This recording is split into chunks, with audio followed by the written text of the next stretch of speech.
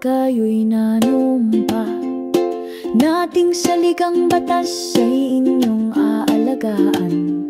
Ngunit ngayon'y tila lihim ang inyong gawa, tahimik ang bulwagan, bulag sa katotohanan. Sa papel ang pangako, tila banal, ngunit sa boto kami nalinlang. Karapatan ay binura sa isang kisap mata, walang paglalaban, puro pagsangayon na lang. Hindi ba't kayo ang tinig ng taong bayan?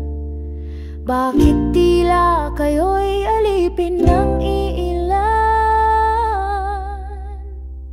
Bakit tinalikuran ng saligang batas ang sinumpa? Ang dangal ay ngayo'y nilapastangan. Kay sakit marinig ang katahimik ay sigaw ng isang bayang unti-unting nilalamangan sa Senado.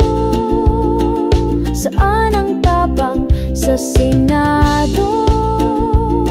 Nasaan ang dangal?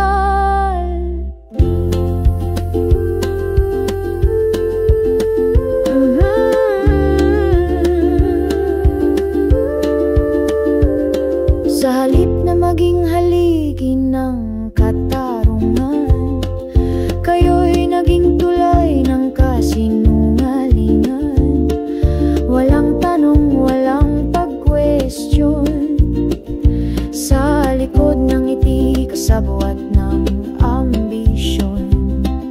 Hindi ba't kayo ang tanod ng bayan? Bakit ngayon'y kayo ang dahilan ng kahinaan? Bakit tinalikuran ng saligang batas ang sinumpa? Ang danggal ay ngayo'y nilapastangan. Kay sakit marinig ang katahimik ay sigaw ng isang bayang unti-unting nilalamangan sa Senado.